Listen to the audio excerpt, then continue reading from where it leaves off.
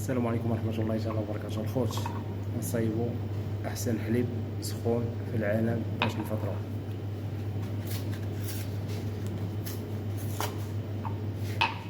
بسم الله.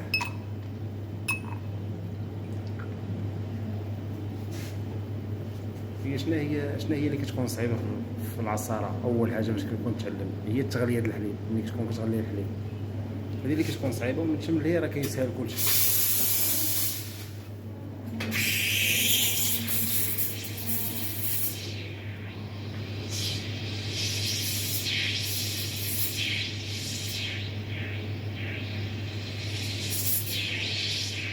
الله يدير خير الجميع والله يسهل الجميع.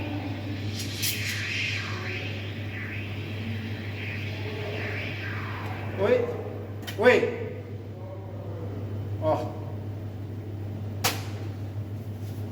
اوكي، شي كليان عيط خصني نمشي نسال به. تحياتي للجميع والله يدير خير الجميع.